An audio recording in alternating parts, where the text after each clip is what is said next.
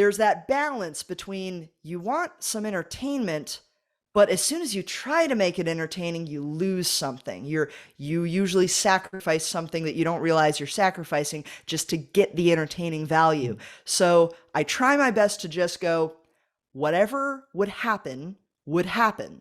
And when that happens, you get the most sincere reactions. Hey everyone, and welcome to the One Story Building Podcast, a podcast where storytellers come on and tell their stories about how they make stories. Cool. And today's guest, our first international guest, is Jess Sheffield, media analyst, author, visual artist, and what I recently found out, you are in the United States Navy. Is that correct? Yeah, I mean, I don't put it too far out there. I don't be like, "Hi, I'm active duty." Da da da. It's more like, yeah, I don't hide from it because I'm technically not supposed to. If people ask, it's like, "Are you in the Navy?" It's like, yeah, And it's and awesome. yeah, thanks. I love it. I mean, love the Navy. So what is your, if you can say this, because I have something to ask, what is your title in the Navy, your rank? What I can say Hmm. is I am Lieutenant Commander Hmm. Jessica Kalei Sheffield, and that's about all I'd like to say on Okay, that. sure. Well, I have been resting on this question ever since finding this out. Okay, this has nothing to do with stories or anything. I just really wanted to ask this. Have you ever told one of your subordinates or whatever you call them to do something and they have responded and appropriately and had to respond by saying, yes, commander? Yes. Oh, that's so cool. Yes, commander. So, okay, It's yeah, yeah. that's what I wanted to hear. It's like Star Wars. Yes, commander. Move the ship out of the asteroid field, commander. Honestly, like I at a point, because I've done cosplay in the past. Back when the first of the newest of the Star Wars trilogies came out, and I saw Phasma, like I was like, I would love to do Phasma. It's like I'm only 5'11", but with some boots, I can get up to like the 6'2", 6'3" pretty easily, and that stunning armor, Mhm. oh, It's be too so bad her nice. character did literally nothing. God, talk about wasted potential. Uh-huh. Oh, Well, she sure did look cool. I agree with she that. did. So, with your life in the military and your life being a drawer and writer, how do you balance those two things? How do you find the time to do Well, either? yeah, that is a fantastic question because I mean, I get that question a lot of other ways. Like, I'll get that in a reverse way. Like people say, like, I wish I could do blah, but I don't have time. And what I try to remind people is if you really want to do something, you're gonna do it. And for me, I love drawing. I love writing. I love analyzing. Like that is actually my primary Hmm. job. And I just do it. Like it's intrinsic to things I do all day, every day anyway. As small as like, I carry a notepad with me everywhere, and as soon as I get half a second, I start doodling. And, go right back to work when I need to, but that's what every waking second will be spent on if I'm not actively doing, something I have to do for work wise. Same thing with analysis. You know, sometimes you got long hours where you can't go anywhere, and maybe you're kind of like stuck in a bit of a dead space, and I have very fond memories where it's 3 a.m. you're on the ship, and you're up with the rest of the people who are up kind of late, and I would just be like, hey, you ever see whatever this movie is or whatever that movie is, and we'll start going into a conversation, and then I will literally just kind of story monologue or narrative like analyze, and suddenly it's been about 45 minutes. I'm like, oh my gosh, okay, so like let me go do something else and stop bothering you. No, I've very rarely made the connection between people that are in the military and stories and movies and art in general. But you hear so many stories of people who are out and on duty, sending letters and emails to people who made movies or make a video game, saying like your stories got me got me through. Was that ever something that you were thinking of? Was that some sort of inspiration for you to keep going? No, I'm terrible when it comes to like, like whenever people ask me, it's like, oh, has anything inspired you? It's like there's only a very few people who I'm just like, oh, I love this guy's stuff. Like Yasuhiro Imagawa's one, and no one's ever heard of him. Gendy Tartakovsky is another. Like The Samurai absolutely Jack love. guy and the Primal Exactly, guy. yeah. Yeah. Gendy, I love Gendy, love him to death. Back in the day, Brad Bird, but unfortunately not anymore. He fully sold his soul with that travesty called Incredibles 2, which actually doesn't Oh exist. I'm yeah. so glad they never made a sequel, you know? Hmm. And They should have those are done one. one why did they do it literally 1 second after the previous one? It was like 15 years later. I wanted the kids to Yes. be in like college and they were starting to like grow up and the parents were uh Unfortunately, there's too much gold to be had with like more baby shenanigans and oh, this is safe. Everyone knows this. And honestly, like the only reason I went to see it because I saw the previews and I'm like, oh, that's gonna be trash. But I was in Qatar and I was kind of there for a little over a month and it's 120 degrees in the day, so there's not too much to do.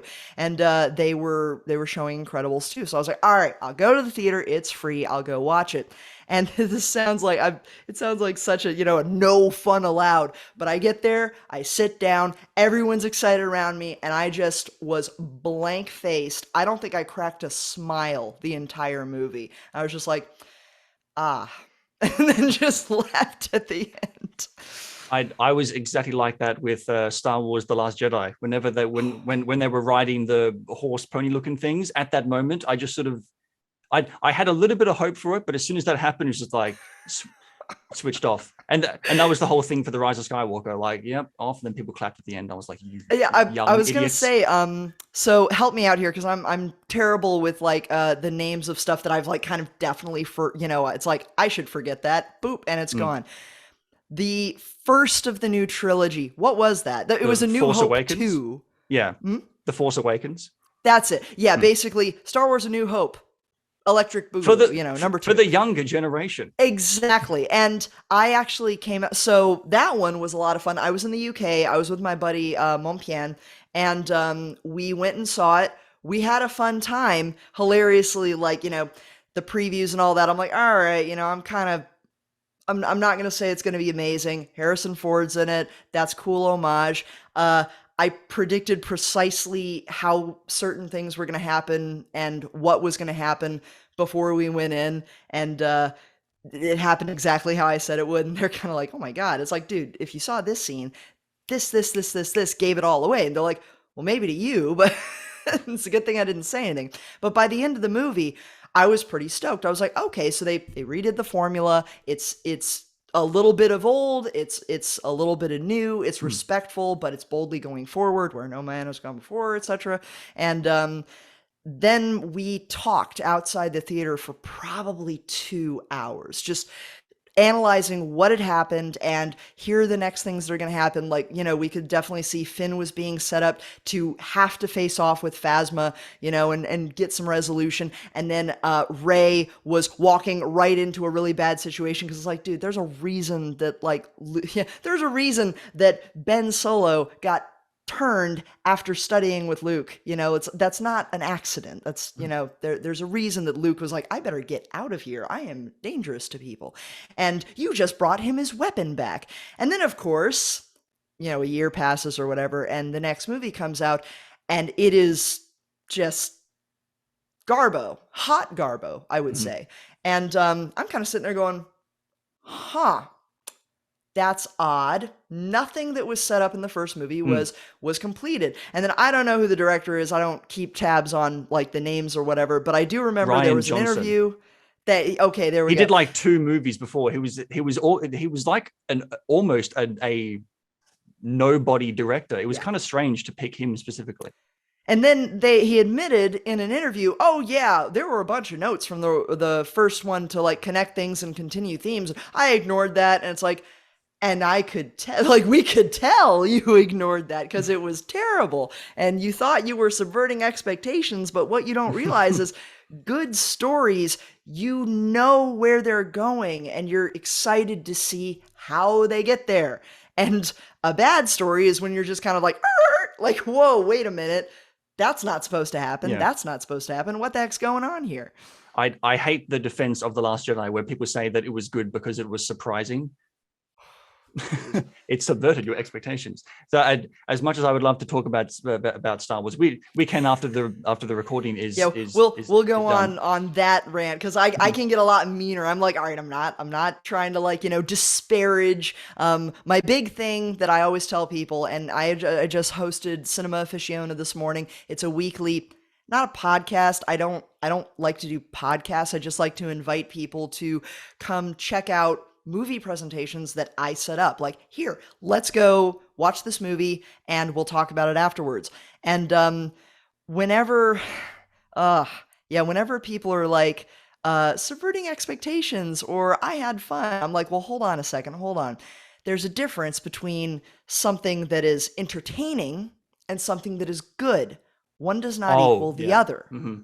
Yes, exactly. Yep. Yeah, you know what I'm talking about. That's And why I don't like the circus, because it's entertaining, but it's not really about anything. So I just yeah, glaze it's over. it's a distraction. I mean, there's a reason there's a phrase called bread and circuses. And on one side, you can fully appreciate, like, oh my gosh, this person is flipping in the air and catching, like they're the only chance they have to survive a massive fall within seconds, and that takes an amazing amount of dexterity and strength. But ultimately, you are just watching kind of a performance of human strength and entertain. What is it? It's full of sound and fury, noise and fury, and signifying Signifying nothing. nothing. Yes, and I mean, don't get me wrong. Some of that is the spice of life, but I prefer, if I'm going to watch a story, I want it to be meaningful. I want it to be able to teach me something, and that doesn't always mean something new. It's just what are some fundamental truths of humanity, and let's see them thrown at you in ways that you might not have expected. You mentioned before that you carry a notebook around with you. Is that all the time, even when you're on duty? It's like it is actually kind of a for work thing.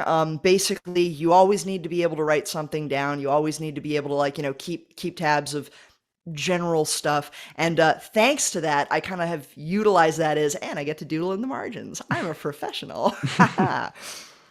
So what programs do you use to draw and write?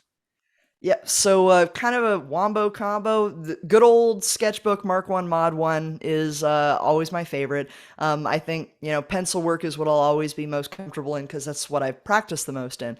But up until a decade ago, maybe even shorter than that, pen. I was almost exclusive, pencil and pen, nothing else. And then I Or like finally an actual a a pen, pen, yeah, or yeah, like a pen, program called pen. Pen? It's hard to Yeah, tell just nowadays. Oh, pen. okay. Yeah, I straight thought up. I thought you were I thought you were talking about a program called Pen. No, no, I no. downloaded this app called a Pen. Real good old Statler eraser and Mhm. and a Micron pen on top of the the original graphite drawing, and I did a lot of that style ink work for years up through college and through my first major job. And it wasn't until I really started utilizing a add-on program called Lazy Nezumi Pro that my buddy Heather turned me on to. And she's like she's a real artist. Like she does it for a living and she's fantastic at it. And she was like, "Hey, Jess, have you ever used Lazy Nezumi Pro?" And I'm like, "No, it's that." And it was basically an add-on that I could attach to Adobe, GIMP, whatever you use out there. And it smooths your motions to a more natural, like, it kind of compensates for how your hand moves. As soon as I used that on top of what I had always used digital in the past, which was Adobe Photoshop Effects, which is the crummiest version of Photoshop, it finally allowed me to digitally ink in a way that didn't drive me up a wall. Because, oh man, I like the OCD is strong, and if my strokes weren't precisely doing what I wanted them to do, and if the computer was jacking up and all that stuff, I was just like, oh no, I can't do this. I'm just gonna go right back to the pen. But ever since I got that little program, now I use good old Shoop, Photoshop, and Lazy Nezumi, and that's practically the primary way I get my artwork done these days. Pencil base, scan that in, finish in the Photoshop.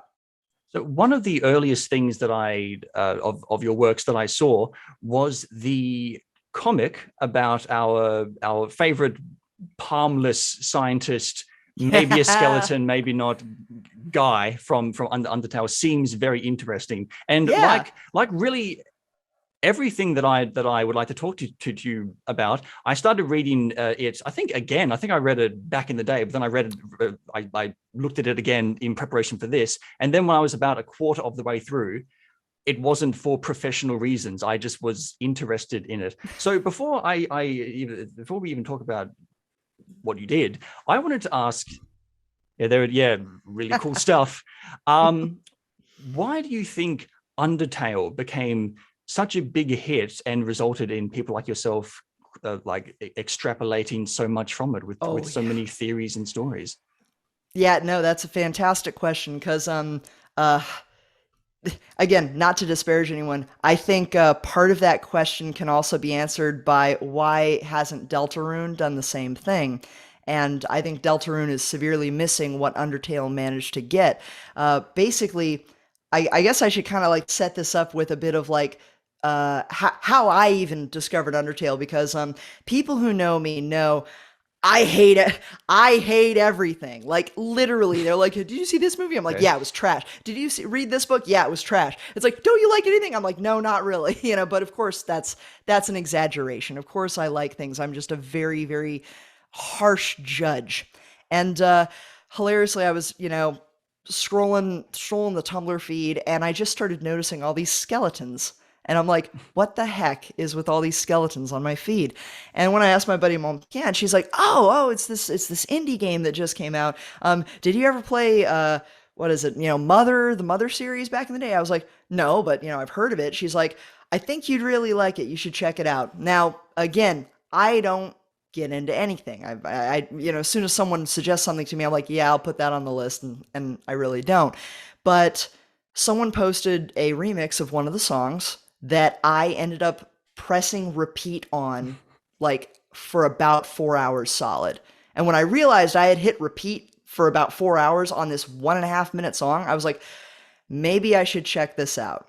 Just to see if there's something at least to this amazing soundtrack that I've been really kind of drawn into. Okay. And Okay. Well, hold the phone. oh yeah, What's interesting about that is that that's pretty much literally how I got into Undertale. I heard a remix of Spider Dance. And then I went to the actual YouTube video of the actual thing, and I got into it again. And then I got into the game. Like I heard the music before I started playing the game. yes, yeah, precisely. And so that's pretty much what happened to me. And but I didn't immediately get into the game. Again, it's really hard to get me into stuff. So I was like, I'm too busy. I'm just gonna put on a playthrough, and I'll get what I get out of it. And the person doing the playthrough couldn't pronounce boondoggle. Like they were not understanding basic jokes that were happening in the game, and it drove me up a wall. And I was like, Boondoggle. I guess I got to play it When, myself. how does boondoggle as a word come up when you're playing Undertale? Oh, it's what Papyrus says to Sans when he's like, you don't do anything. All you do Oh, is okay. boondoggle. And the person's Hmm. like, bone duggle, and I was like, oh my god. Boondoggle. Yeah, and One of so his it classic was puns. literally one of those. I guess I gotta play. I gotta play it myself. So I started playing, and I was drawn in by the sincerity, I think, of the characters. Like, yeah, you get Flowey, who pretty much just like kind of tries to trick you right off the bat, and that was a pretty funny little opening. But then you have a very sincere character, Toriel, Mm. immediately after that, who is your tutorial and also a very motherly, kind figure. And it was really nice to see that real sincerity. Like, no, there's not actual subversion here. It's like, yes, she's trying to keep you there, but it's not because she's evil. It's like, no, she genuinely wants to protect you because there are things out there, one thing especially out there, that will absolutely kill you. And that alone kind of got me going. And I was like, all right, I love sincerity. I really appreciate when someone no matter how badly or well they tell a story, is being sincere about it. So that, in addition to the soundtrack and just the really, the cute jokes, the very wholesome humor throughout, and the good story. Like I really love the bit of the True Lab, because wow, like that's like, oh man, that's brutal. Like that's a really good. Yeah, you've got the surface level story. Now here's the underside of the Yeah. tapestry. Yeah. Yeah, that's probably what I'm getting into most with Deltarune, because I agree Deltarune isn't really getting me as much as Undertale is. But what I like about it, the same thing with the True Lab, is that there's such a contrast between all the flowery happiness, like where you're playing Deltarune and you're like hitting Birdley with a stick or whatever you're doing, but in the back of your mind, there's always that first thing you did where you like pick the heads and the feet. That like that thing happened. How is that going to play out later? There's like this dark undercurrent to all the happy, fun times. I think, and this applies to more so with other games, I think the quality of a game's story is directly disproportionate to how many YouTube videos there are that say this video game ending explained, and it's like, well, why do you need to explain the ending? Surely we should just know Yeah. because we were in the story. Which brings me to, seems very interesting, Yeah. Gaster. He was just some guy in a room, and then you go up to him and push And space, we and then don't he even goes know if that's and disappears. Gaster. Like we Yeah. really don't even know. So what gave you the enthusiasm to write a story about this character, this So, non-entity?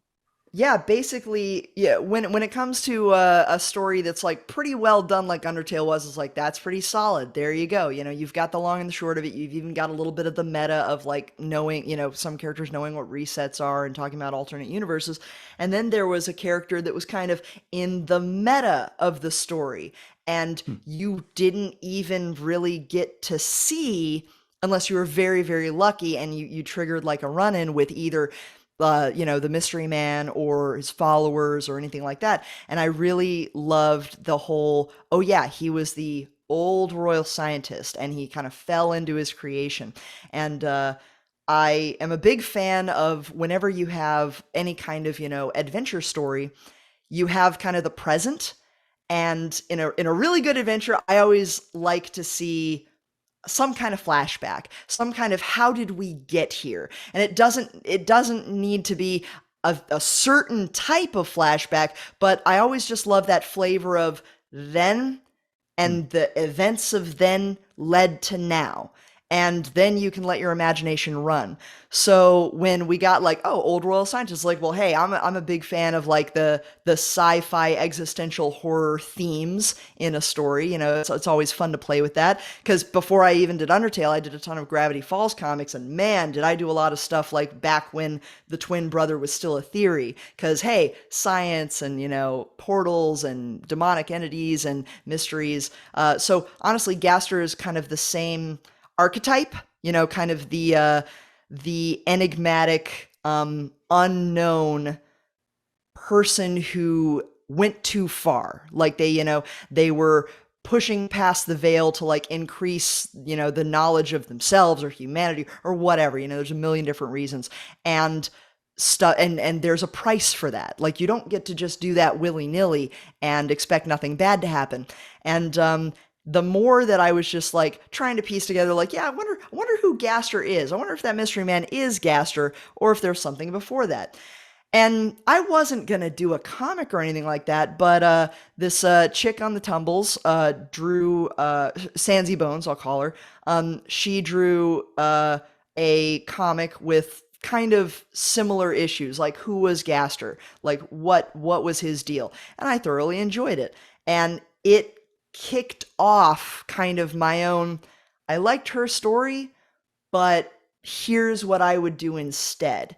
And so in the publication I actually made of Seems Very Interesting, I actually gave her a whole page of homage at the beginning saying, hey, I wouldn't have done this comic if it weren't for her inspiring me with her own story. So, please go check it out.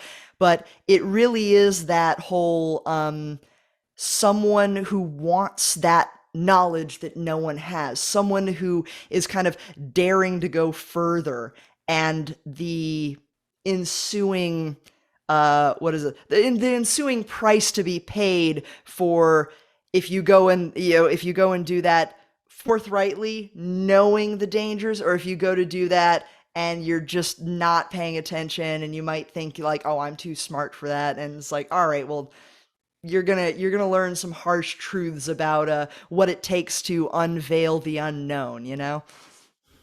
This kind of stuff seems to be happening a lot quite recently with like popular indie games that suddenly show up, where people take the first premise of the first installment of the game and then just totally take it out of, like, they go their own way with it. Your friend Squiggly Dig, Haley, she took Bendy and the Ink Machine, scrapped the story, and then made her own Yeah. her own thing because she liked the concept so much, and Yeah. so did I, because the story of the game itself was just kind of vacuous. There was a recent game that came out, like Poppy's Revenge or something, where, surprise, surprise, like with half of games that are coming out nowadays, it's this cute thing that ends up going evil and then chases after you, and people are making Yeah. like fan art and songs about it, and it's like, it hasn't even started yet. Yeah. People like that. People like to like take something and project onto it and extrapolate it with maybe the things and the themes and the characters that they want to see in a story. And like going back to the Bendy and the Ink Machine thing, I played a couple of chapters of that when I was in Qatar, and I really don't like horror games, so it took a lot to do this. But the reason that I wanted to give it a go is I liked the premise, because I'm a big fan of like, I say old school animation, but I got to remind myself animation's only really been around for about 100, 110 years in any meaningful format. So when I saw this game where it's like, oh my gosh, they basically took the mini feud between Max Fleischer Studios and Disney Studios way back before either got popular. They mashed them both under the same roof and added kind of a bit of a mystery element, and then kind of just let that run with, now what if you had characters that were resentful that their creator abandoned them. And that's of course what Haley did with her story. And just there's more to come on that, and that's all I'll say on that. You'll have to get her on here to talk more about the rest of that. But we were talking about this because I really love the original concept of, you've got two very competent and talented people with slightly different ideas of how to do an animation studio. That was Max Fleischer and Walt Disney. And it seemed to me, before the game actually concluded, this was still when it was like, parts were coming out. It seemed to me that it would be a face-off between these two personalities, and the fallout being their inability to work together, or at least come to some kind of a civil understanding, is what led to the discord and all the horror and all that kind of stuff in a metaphorical sense. And it didn't go that way, but that's okay, not that therein lies the whole, you can't be like, this story should have done this and the author is wrong. It's like, no, it's more like, in my opinion, this story should have done this.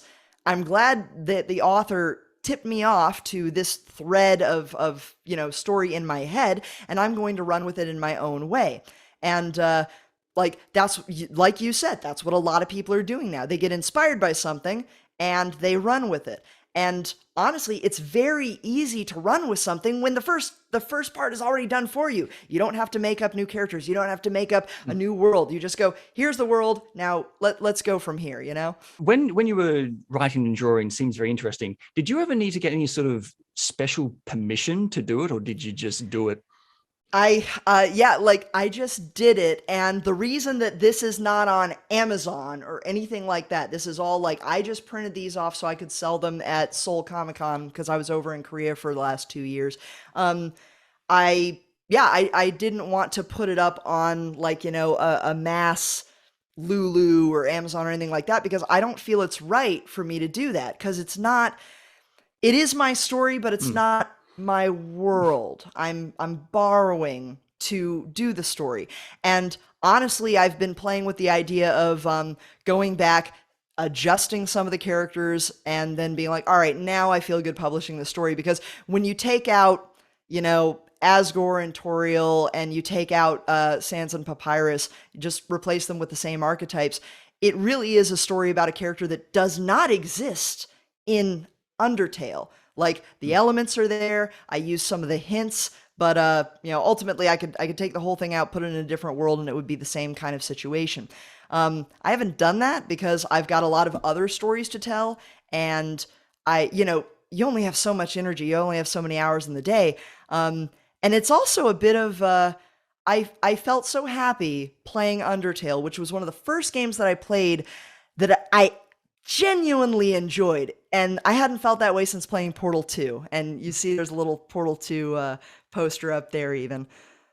Oh yeah, So, I sort of see the turret eye. Yeah, I yep, see it. yep. Yeah, and basically, I was just kind of was like, you know what? I almost feel like I want to do this as a bit of a thank you.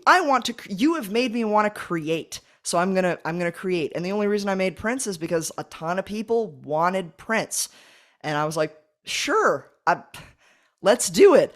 It was also a very good lesson in how much printing costs. Cool. My microphone is collapsing. I'm sorry. Oh Speaking of drawing, let's talk about something that has nothing to do with drawing. The rise of Balsaros. no. Now, Ooh. as when I think of you, I think of you as a writer, a visual person, someone who talks about movies. Something that is just audio seems like the last thing that you would do. So where did this idea come from? Yeah, basically over the years, because I've been drawing a long time, and I've made videos and all that sorts of stuff, and I slowly realized that what I was actually trying to do is get a story across, and sometimes the only way I could do it was to like illustrate, like I want this attitude, I want this expression, and I want to try to get across this moment when a very significant thing happens between these two characters. And as I, started having less and less free time, because you get out of college, I got my first job, I was doing the education thing at the Kennedy Space Center for a while, and I had some free time there. And then I went, and did the Navy thing, and I had even less free time. And I was like, I I was drawing to tell stories. That takes a lot of time. So I kind of want to tell a story, by writing. And that's when I first started writing the novel. And then as I was finishing the novel, I was like, I've still got a lot of stories to tell. And one of my buds had always invited me to play D&D. And also, at the time was a huge fan of the Acquisitions Incorporated Dungeons and Dragons group that the Painting Arcade guys did. I'd been listening to that for like a couple of years. And basically, between always kind of being a little disappointed at whatever Dungeons and Dragons game I was playing, because the DM would take it one way and I would be itching for more to happen and it would never happen. And I was like, you know what? I I despise being the person who only complains. Like, if I've got a complaint, I kind of have to see for myself if I can do better, or else I need to just, shut up and stop whining. So I was like, hey guys, I contacted a couple of my friends. Do you want to play Dungeons and Dragons? And I've got a story. And of course, they said yes. And basically, the D&D was just a facilitator. Like, I had a story, I had a bunch of different ways it could go. Even I didn't know exactly what the ending would look like. Even I didn't know which characters would prove to be long term and which wouldn't last very long. But as I was kind of like playing week by week with my friends, I was having a great time kind of seeing how my friends were interacting with the story that I was putting together live. And I had decided before I even did this, because again, not much free time these days, I had to justify to myself, and why am I going to spend 8+ hours a week prepping something that would then take about 3 hours out of my life every weekend? And I told myself, well, if I record it, I can at least have that as some kind of portfolio piece in the future, maybe. And then, of course, Haley was playing, and she offered to edit. And I was like, that would really help me out because I despise editing. Like, it's something that I can't get into. And she even was adding music and sound effects. I'm like, oh, this is so cool. And I was like, you know what? Yeah, let's put these up. I want to put them on my site. Again, I didn't want to monetize it. I don't do this, like to do merch. I don't do this to like be like, I want to be the next, Critical Role or whatever. I just like getting good stories out. And honestly, the Rise of Balsaros audio cast turned out to be one of the quickest ways I could get a story of that length and breadth out quickly. And there's a little bit of an addendum there, and you'll be the first place I'm like fully admitting that this is what I'm doing with it. You probably noticed that on her website there's a lot of art for it, and if you Hmm. follow either of our locals page, you'll also notice there's more stuff for it. But hilariously, when we finished, everyone loved it. Everyone's like, "Oh my god, that was the best campaign ever!" And it's like, "Oh my ego loves that so much." But I had to pull myself back and be like, "Well, come on." Everyone likes the game they're playing. I got to take everything with a grain of salt. And Haley approached me and was like, "Jess, I want to do a comic." And I was like, "Whoa, whoa, whoa. Okay, hold on. I did SVI. That took like almost 3 years of my life, on and off because I had another job. It was a big investment. So when she said, I want to do a comic, the first thing I hear is, I want to do the thing that you just did over the last, like, I don't know, 8 months for the next 2 years. And I was like, hold up there. Hold up. You're just high off of the end of the campaign. Sleep on it. Come back to me and let me know. And, she slept on it. And then the next day she's like, Jess, I really want to do a comic. And I was like, okay, let's get to work. And yeah, that's what a lot of people have been seeing on the locals channels for her side, and we're Oh, we're so so working so on that. it's already in pre-production. Like those drawings are actually for the comic. Yeah, I can neither confirm nor deny that the Okay. massive set of comic pages may or may not be going towards an actual graphic novel. I thought you two were just like high off the campaign and couldn't get it out of your head. I didn't realize that there was another project in mind. Yeah, I But mean, so all good projects start as passion projects, hmm. So how did you plan the story and get everyone together? When you first started, before a single line was said, did you already have several ideas as to how it would end?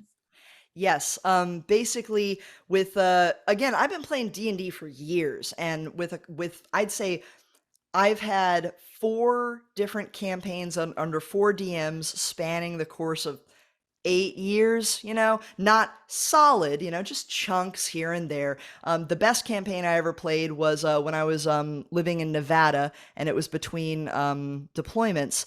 And I had a chance to play a fantastic campaign that someone put together who then went off to join the Navy. And I was like, yeah, had a great time there. Um, and every time I played with another DM, there were always things that I was just like, I would do this, I would do that. So I kind of like, it's not like I sat down one day and I started writing. It was more, I had always had kind of a swirling, nebulous world in my mind. Like, here's how I would do X. And then when I was like, all right, well, let's do this, I'm going to give it a title because as soon as you name something, you make it real. And I was like, I think it'll be The Rise of Balsaros, and Balsaros is the bad guy. And of course, I had an idea of generally how the story would start because every D&D campaign needs to be small so it can organically grow and people can feel like they're in the story rather than they're just kind of thrown in it. And my friends all kind of made characters. I'd say Haley made hers 100%. She made the priest character, Berkeley Tate, and I kind of played with him a little bit in the game, but that was really like her thing. And then with my friends, they came to me with some ideas, but ultimately only one other bud, my buddy John Gilbert, he came to me with Finn Arcus, the swordsman, and I didn't have to do much with him. It's like, that's a fantastic archetype. Basically it's author with Excalibur. It's like, I can do a lot with that. That plugs right into almost anything you want it to plug into. And then Valier and Zephyr, I did a lot of work with their characters, my buddies Nate and Luke, because Nate originally came to me with kind of like this more of an Avenger, kind of like a Batman almost thing, like who wanted to hunt Fae. And then my buddy Luke came to me with a robot originally, like a total construct. And I'm like, construct doesn't really fit the high fantasy heroic that we're going for. And after some adjustment, it's really crazy if you just kind of be very honest about how things would go in a world that's already set up. A story really does practically write itself for me. I'm not saying everyone, that's how everyone does it, but uh I often joke, like whenever people are like, "How do you do blah?" It's like, it's the autism. It's like there's definitely some spectrum there. And for me, I see a lot of stuff in my head simultaneously. I already kind of had the world, I had the crises, I had a bunch of characters, and then I had my friends kind of throw theirs into the mix, and then I just threw the different situations at them bit by bit, and sculpted what became the story as they made very significant decisions. That's not to say everything was totally unknown, because I also kind of over time, I knew what my buddy John liked. I had played with Luke before. I knew what stories he usually got into. I played with Nate in one campaign before, so I kind of, I got the vibe of what he liked to play into. And of course, like Haley, we've been talking stories. So I using all of their kind of personalities, I knew what story would be the best that they not only they would love to participate in, but they would also, this is so bad, choose the right paths that I really wanted to explore. And that's how it kept going, because I always had a bunch of options within every session, and the notes are crazy. Like one of the notes actually said, like, had Falstead dying in the very first session, like the main the big wizard guy who's basically Gandalf, and he ended up living, and I was like, all right, okay, here we go, shifting. But yeah, like I said, the world already exists, so now it's just like, well, how do people act in that world? Well, how do they act in the real world? It's all very strangely organic, and by the end of it, everyone was like, that was incredible, and I'm sitting there going, yeah, I guess it was. That was great. Yeah, that seems to be pretty similar to how, at least from my perspective, I write stories, because when I can't really think of a moment when I've written a story and I've had to actively come up with a conflict or a crisis. When I just think of the story, the problem just seems to rise on its own. Maybe I'm just good at causing problems, hence the microphone. There was a moment, I think it was around about the middle of the whole campaign, where a character dies. I've got their name right there. Spoilers, I don't have to say it, whatever. A character dies. And when that happened, I was like, oh, that's sad. That is a sad moment in that story. I'm affected by the sadness in a standard story way. But then there was like 4 seconds of silence from the cast, which is a long time in audio land. And I realized when that happened, it like times 10 the effect of that character dying, because the cast, I realized then, were also the audience. Was this ever expected from you or planned that the cast would not necessarily have that reaction to that specifically, but be reacting as the audience? And was that expected or planned? Well, I do. I mean, I can't say that when I'm writing, I'm completely like not knowledgeable about what kind of what's the word, emotions that it's likely going to garner. Like it's like, yeah, people might be sad about this. Some people might be kind of like more, oh, that was unnecessary, or some people might not care. In fact, the character you mentioned, probably the reason that there was so much silence is there was actually a large section of the game that we had played that was not recorded, or rather, like, we didn't put up, because I started the campaign with a group of people who I ended up, just moving away from, and just for reasons we won't go into here. And he was introduced literally at the beginning of the campaign, as the still living version of who it was, and he was the big bad, along with basically the equivalent of Jesse from Team Rocket. Like they were very much like, so and so, Jesse and James, and so yeah. For people who hadn't been listening from the very beginning, I can totally understand. You're like, oh yeah, a little bit sad, but not that sad. But yeah, for Haley and John, who had been there since the beginning, it was a pretty like it was a pretty brutal moment. And there's a there's kind of a it's cruel to say this, but there's an inside joke where I knew it was sad. It's like, yeah, it's sad. Uh, but I kind of get over it once I write it out, because there were options. Like, he didn't have to die there. Like, there are many other things that could have happened, but the way things were going, it's like, all right, this is the appropriate place, and the dice are saying it's going to happen, so it's going to happen. And basically, I, I kind of joked after the session was over, because Haley was like, no, like, ah! And I'm like, in the arms of the angels, fly away. She's like, shut up. But yeah, it was pleasant. I'd say absolutely nothing makes me happier than to see people sincerely experiencing a story from the heart, whether that be joy or sadness or anger or whatever. Nothing makes me happier as a storyteller than when people connect to a character in that way. So when there was a longer than the 4 second silence. She edited it down, Oh. actually. Um, but it was great for me. And it sounds so mean to say that. It's like, haha, I made him sad.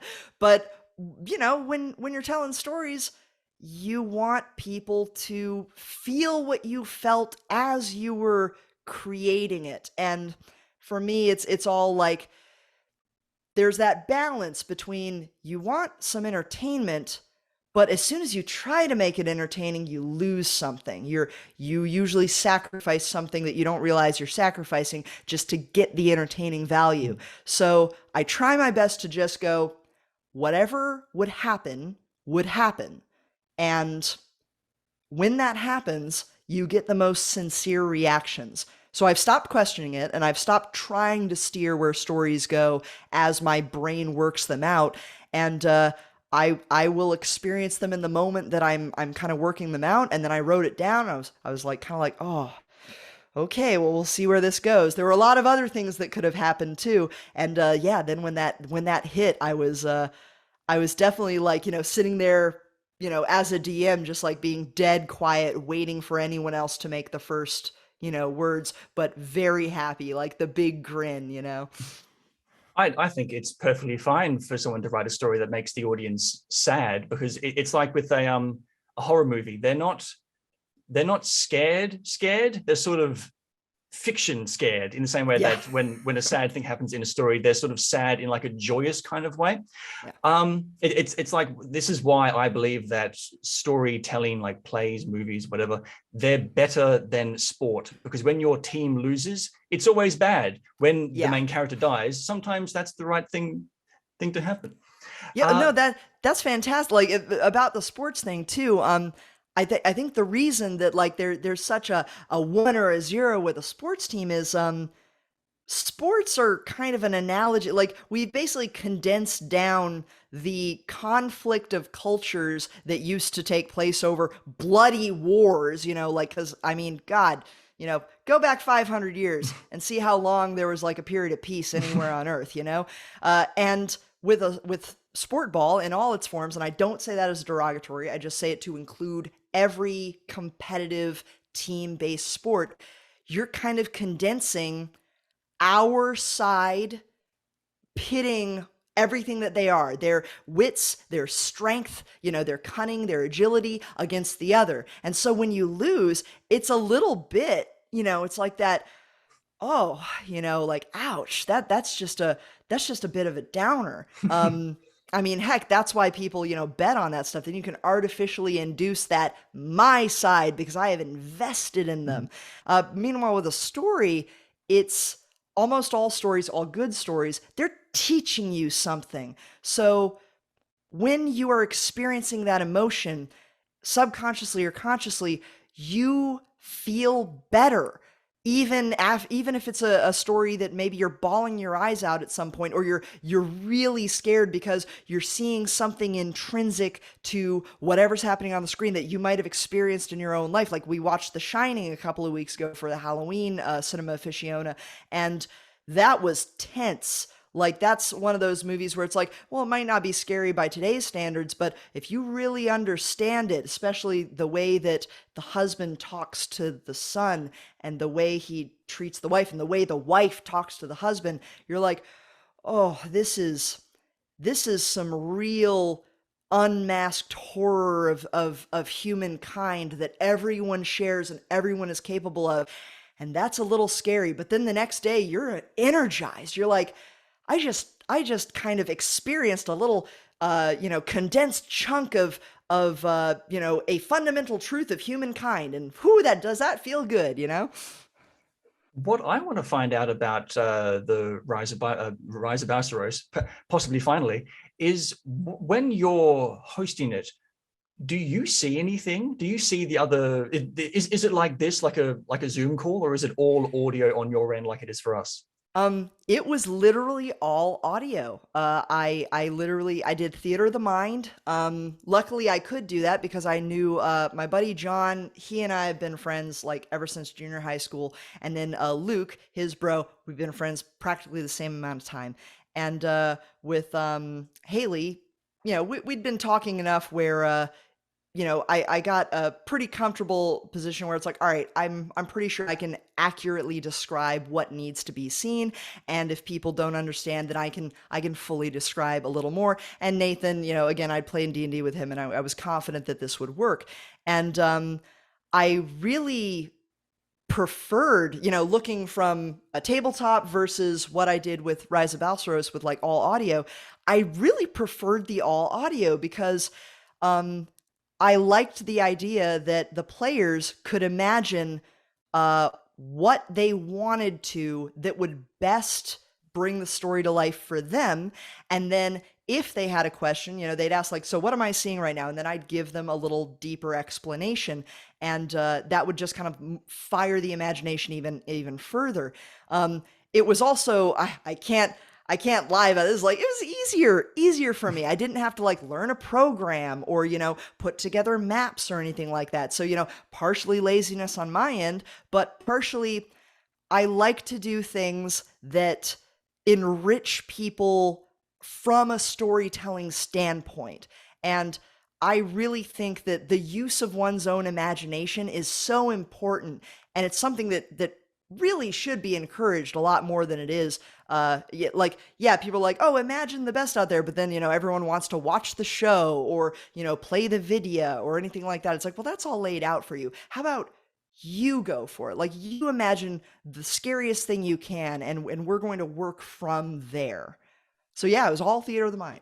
Yeah, I will say the one thing we did have, those everyone had character sheets, and we utilized D&D Beyond. They have a free, like you can roll the dice on your character sheet, and some people use that and other people actually were rolling dice, and it was a total honor system. It's Yeah. like, hey, I'm not going to It's like question, 20, 20, Yeah. 20, 20, 20. Yeah, because if people are doing that, it's like, well, you don't want to tell a story anyway. You just want to go play a video game. So please go play your video game. Yeah, because like I think this was like the climax of the campaign. Again, I'm going to be spoiler free. There's a character that gets like turned to the dark side of the force, and this character, the person who's controlling the actions of this character, didn't pull any punches or hold back. They were contributing to the story. They weren't like, I throw a punch, but I miss and accidentally throw a health potion at someone. They were actually Yeah. joining in. Was that a surprise that they would That contribute it so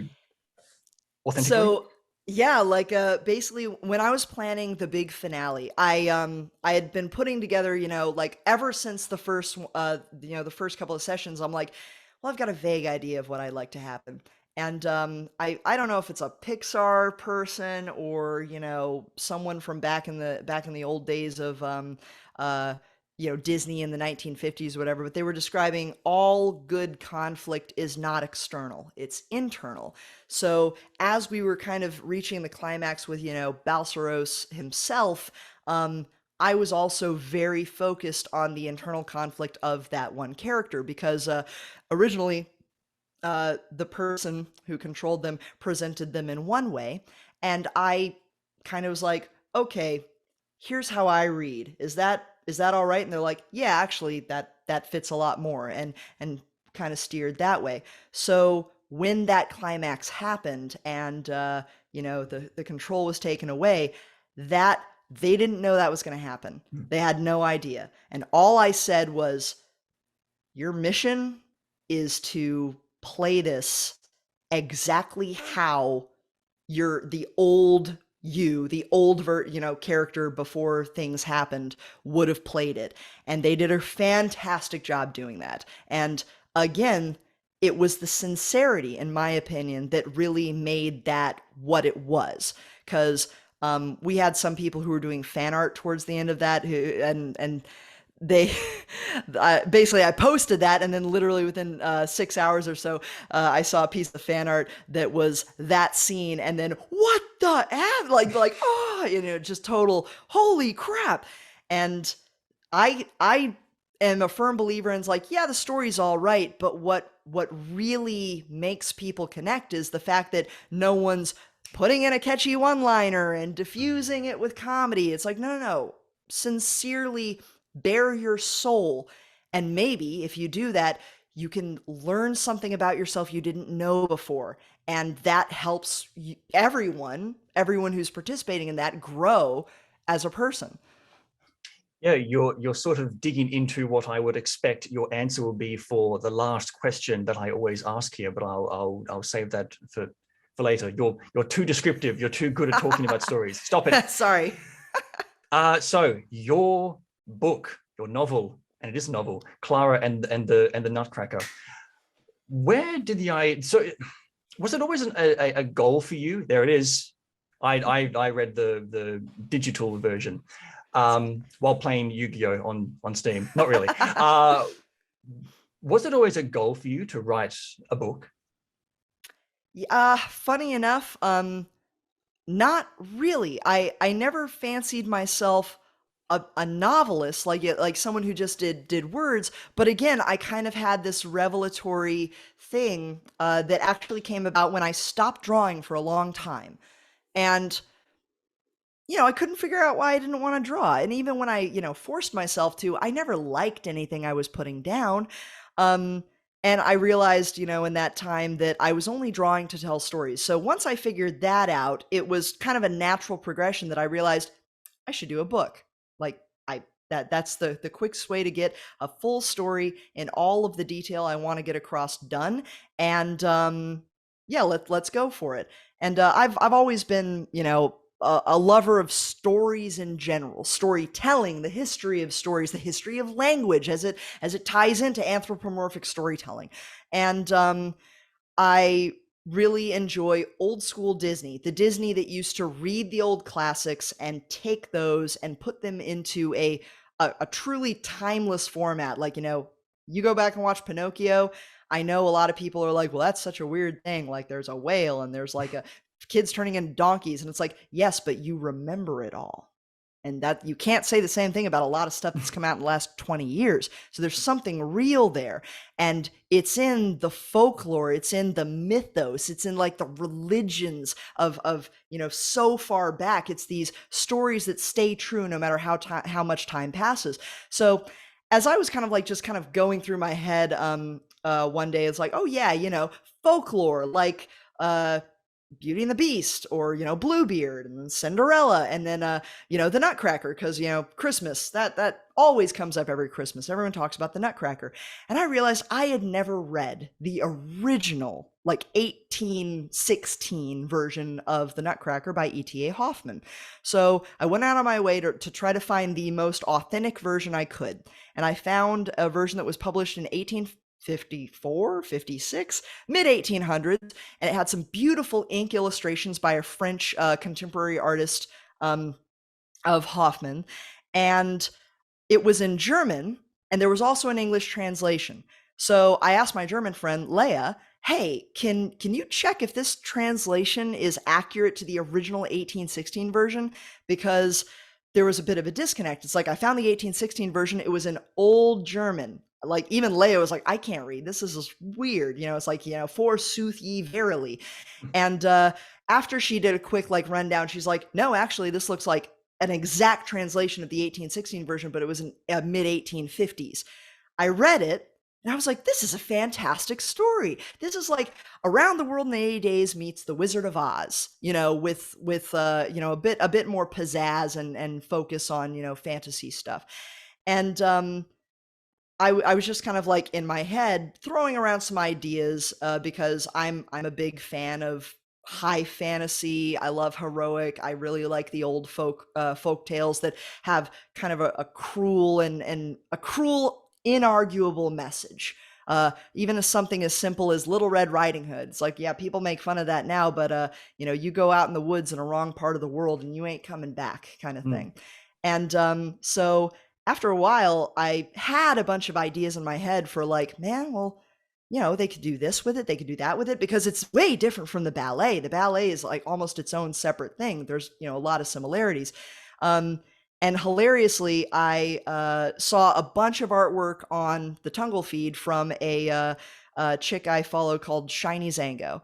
And she did some Nutcracker art. And I was like, oh, okay, so yeah, people remember, they like do some fan art for this thing that comes up every year. And basically it was seeing that there were people drawing artwork of it that made me go, I should do some artwork, because there was a story buzzing in my head. And I was like, all right, then let me get it out by starting to draw some stuff out. And eventually I had an idea for a story, and I was writing out maybe the first 3 chapters, not wholeheartedly, very much, I'm just going to do it. I'm just, whatever. I'm never going to finish it, but who cares? At least I'll have something written down. And I saw eventually, as I was like, working out the story in my head, Disney said something about, oh, they're going to do a Nutcracker story 2 years from now. This was a super early announcement of it, and Nutcracker the Four Realms. And part of me was excited because I was like, hey, someone's exploring this story. I'm so happy. But another part of me was like, in my opinion, Disney has not put out anything good since like 1996.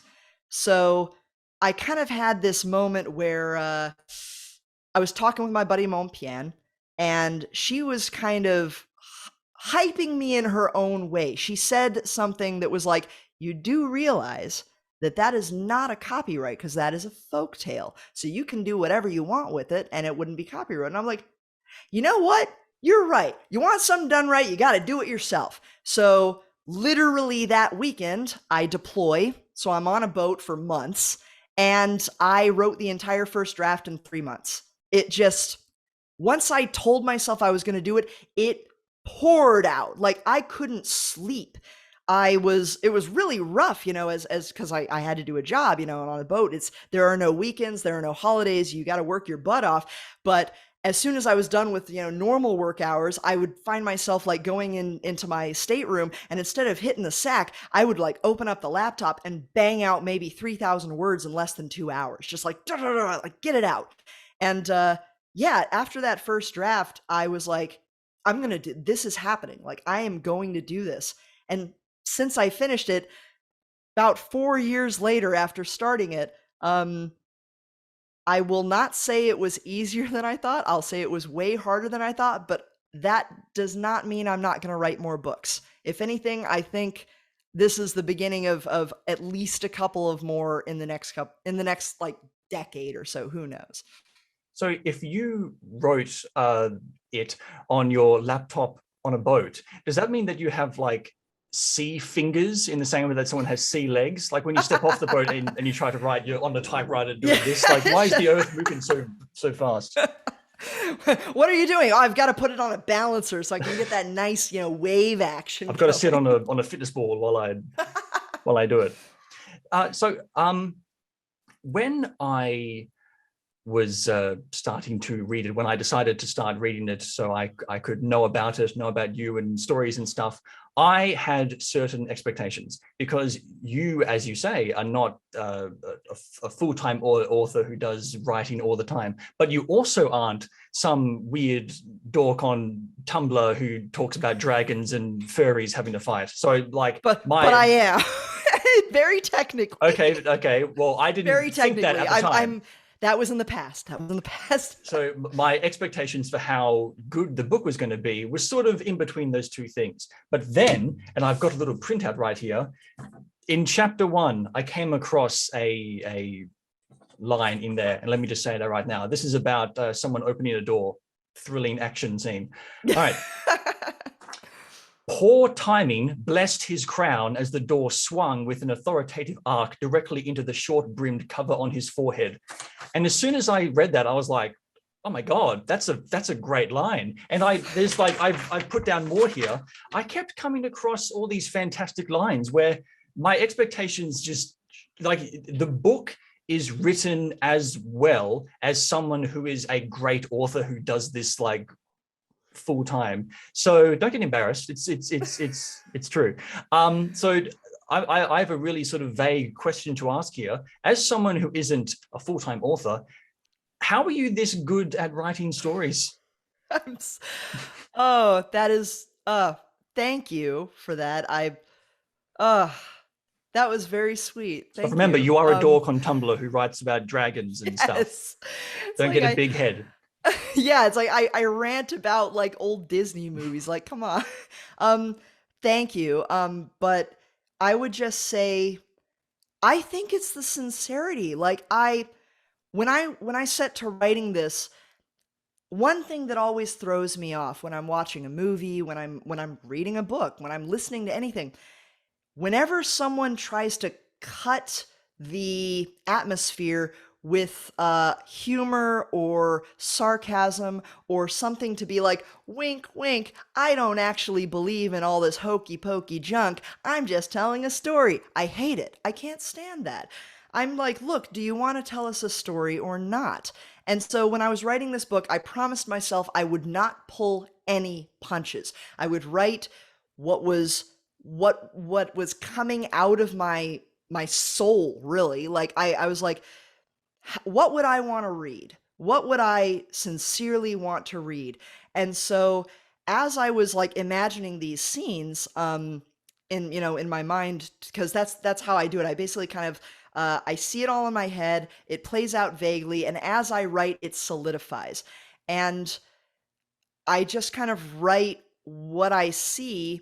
And I guess I like for me it's like when you said that I'm like, oh God, I went too pretentious. Like geez. But yeah, it's just I tried to write exactly what I was seeing in my head, and I guess it worked. Cause I mean, my whole thing is I love a good story. There's nothing better than a good story. There is nothing better than experiencing an understanding of things that have come before and things that will continue to be forever and ever on, just because of the nature of how we act, and experiencing that with other people and sharing that with other people is amazing. Like I love doing that. That's why I love telling stories. So I didn't want any of my language to come across as insincere or mocking or any of that. So pretty much as I wrote, I was just actually like steadfast.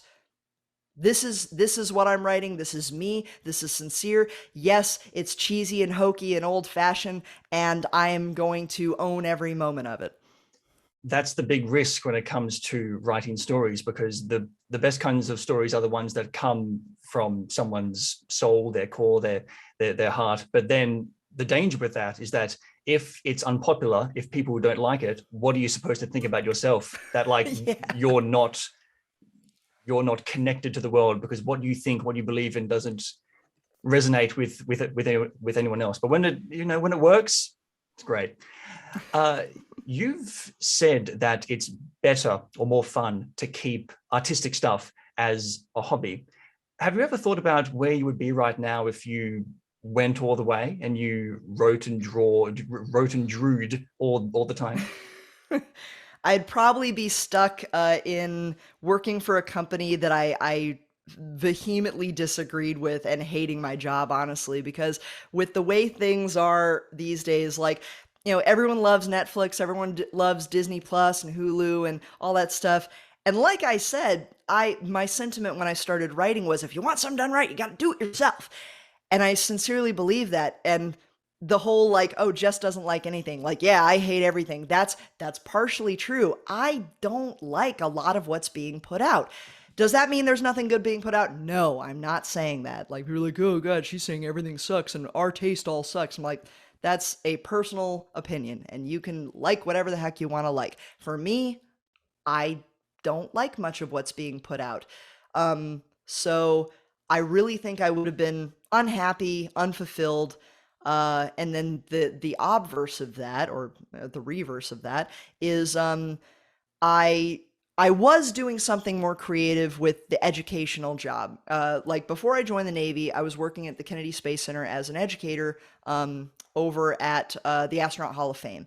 And that was a lot of fun because that was very creative. I was basically teaching every day and coming up with, humorous ways to get across, whatever I was trying to get across. Because we would work with people, we would work with kids groups, we'd work with adult groups, corporate groups. We hosted a Yuri's night party. We hosted one of the princes of Saudi Arabia, and that's not as crazy as it sounds because there's a ton of them apparently. And that was a very creative outlet because I was basically telling a story every single day, just many different ones in my own kind of fun way. And it's still, I didn't feel like I was doing something meaningful enough that I could justify to myself, like, 20 years down the road. So, my dad was Navy, my dad's dad was Army, my mom's dad was Air Force, that was always in the back of my mind. And truth be told, I had always wanted to join when I was a kid growing up. I wanted to be a submariner. They weren't letting women on subs when I got old enough. And, that's why I didn't immediately go in. But then when I got in, I was like, this feels good. I'm doing something that's very difficult. My job as an officer is basically to ensure that I'm enabling the best in everyone who is working, directly for me. And that is my number one job. It's like, I want each one of my sailors to be the best they can be. I want them to get put in for every award I can possibly get them, every scholarship they can possibly earn, all that good stuff.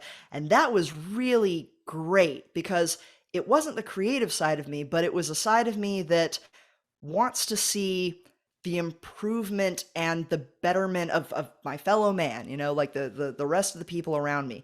And then on the side, I got to keep the artwork and the story writing and all that completely separate as a wonderful kind of outlet slash battery recharger.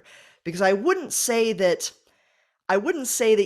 spending, hours upon hours of my sleep time writing was restful in any way, but it did kind of just recharge me for the next day. Like, yeah, I'm dead tired. Yeah, I'd have to like take, an hour nap during lunchtime and kind of sneak away once in a while because I'm like, oh God, I'm literally falling asleep standing up.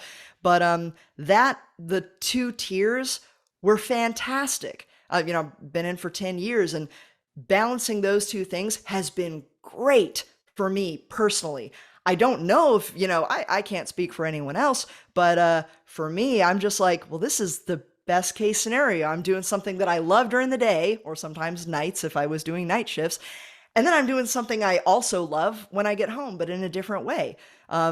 So yeah, I couldn't see myself even being as good a writer if I had gone full into the industry right off the bat either.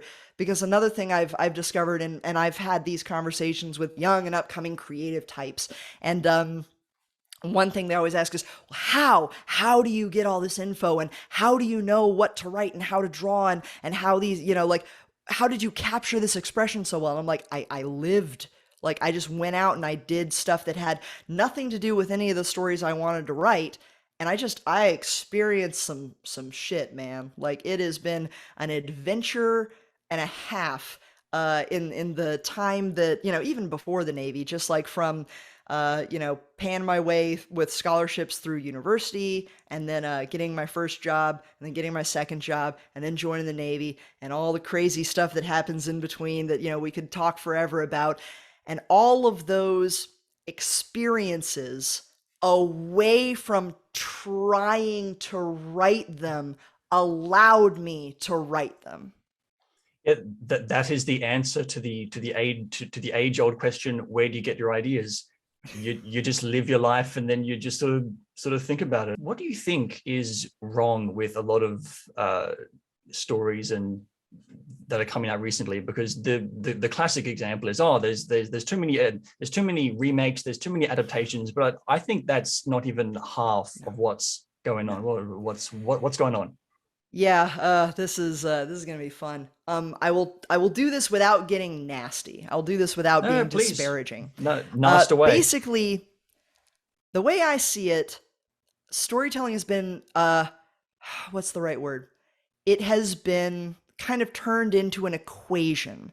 It's been turned into something that is a tangible and is seen as something that can be learned and perfected and turned into like, oh yeah, you can do this as a job. And I think that's wrong from the very beginning. And what we've had for the last, 30 years, I'd say the early 90s is when it really started becoming very obvious that this was happening.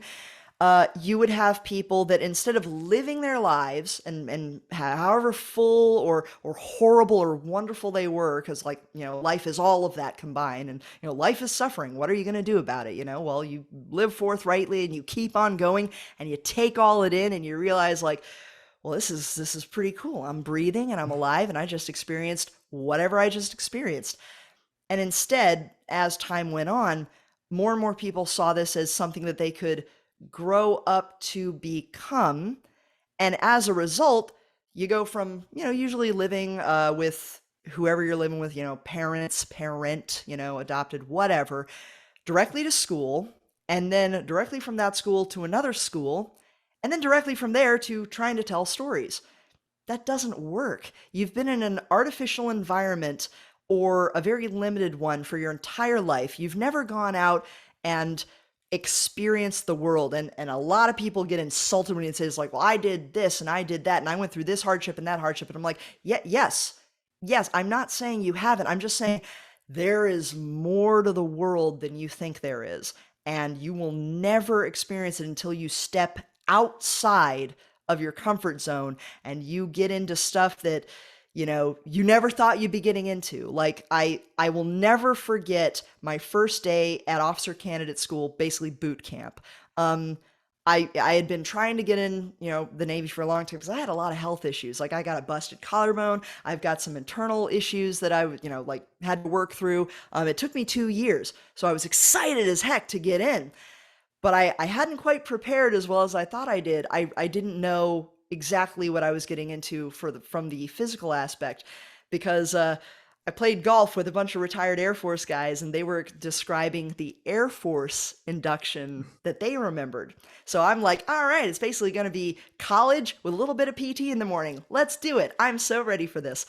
And I get there, and literally after we finish out all the paperwork and I've got my bag and everything and the door's shut, and the last words that one of the officers running the program said before the door to this stairwell we're in shut was, all right, good luck. I'm the last friendly face you're going to see for a long while. And then the door shut, and I was like, huh?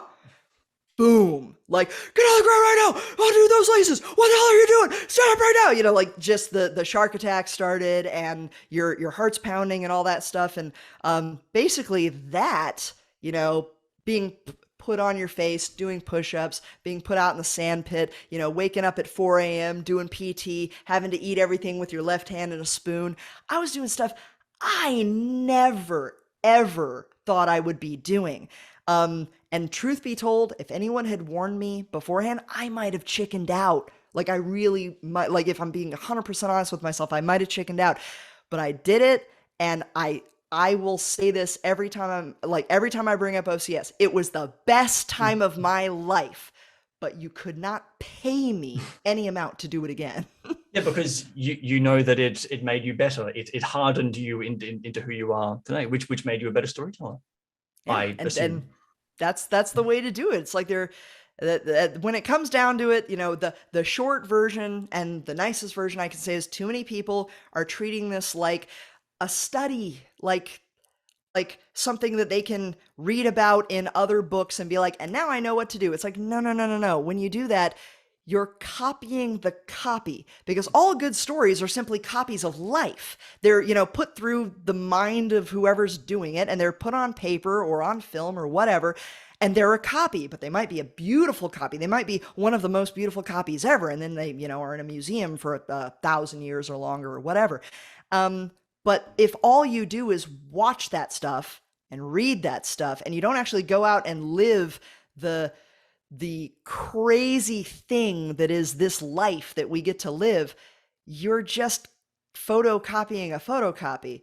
And then you're photocopying another photocopy because, maybe that movie you watched was by a film student that also didn't do anything, et cetera, et cetera. And maybe it was entertaining for you and you didn't realize at the time that entertainment doesn't mean good. And then 10 years later, you look back and it was terrible and you realize, oh, that's because there was nothing true in it. It was all just entertainment. It was folly and distraction. So yeah, number one thing is like people got to get out and live. That's the only way you can tell a good story. Yeah, I completely agree. Where can people find your work and follow your process?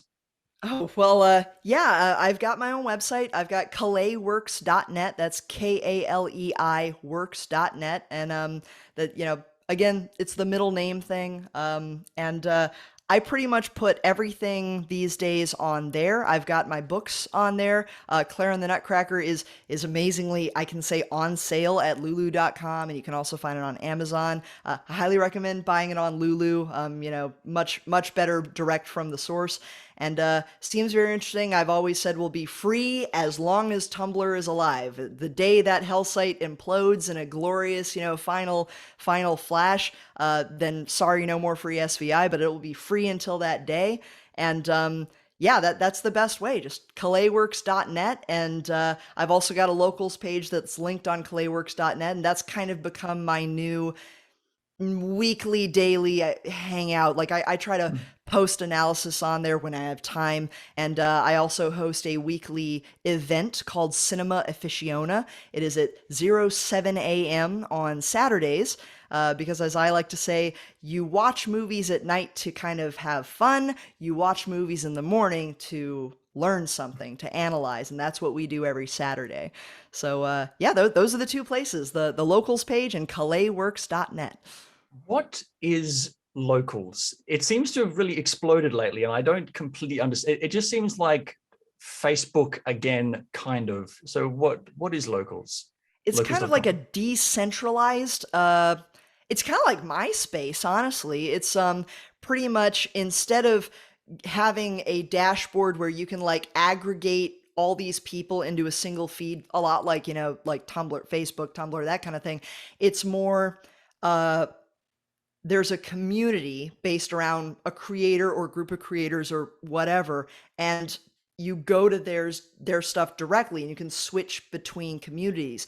So it kind of took out the element of a global feed or like, a mass feed, and it's more, no, no, no, you've got to go to this person and then you'll find their works.